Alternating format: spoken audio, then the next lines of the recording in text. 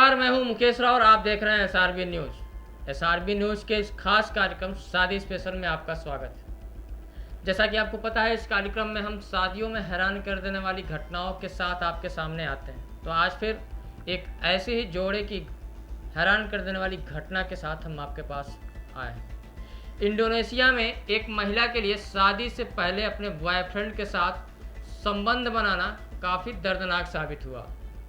इस कपल को 100 बेतों की सज़ा सुनाई गई और इस दौरान महिला के हालात इतने बिगड़ गए कि तमाम कोशिशों के बावजूद वो इस सज़ा को सह नहीं पाई और दर्द के मारे बेहोश होकर गिर गई। इंडोनेशिया में अकेह प्रांत में मौजूद होक्यासोमेओ शहर में ये घटना सामने आई है।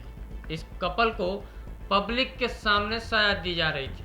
बेत के दर्द से शुरुआत में तो ये महिला तड़पती रही, लेकिन धीरे धीरे उसकी हिम्मत टूट गई और सज़ा के दौरान एक ऐसा समय आया जब ये महिला झुकी और फिर बेहोश हो गई। ट्यूबन न्यूज़ के मुताबिक जिस शख्स ने इस कपल के लिए कमरा मुहैया कराया था उसे 75 कोड़ों की सज़ा दी गई।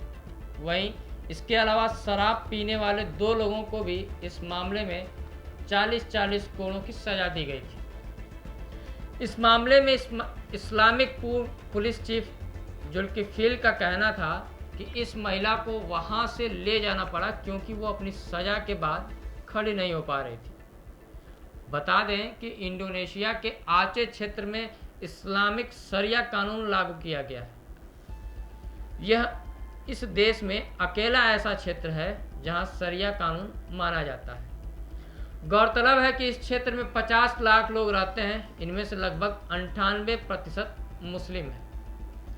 साल 2001 में इंडोनेशिया की सरकार ने इस क्षेत्र को स्वायत्तता दी थी, जिसके बाद यहां शरिया कानून को लगा दिया गया था। इस क्षेत्र में शराब पीने, शादी से पहले शारीरिक संबंध बनाने, समलैंगिक संबंध बनाने पर बेत की दर्दनाक सजा दी जाती है।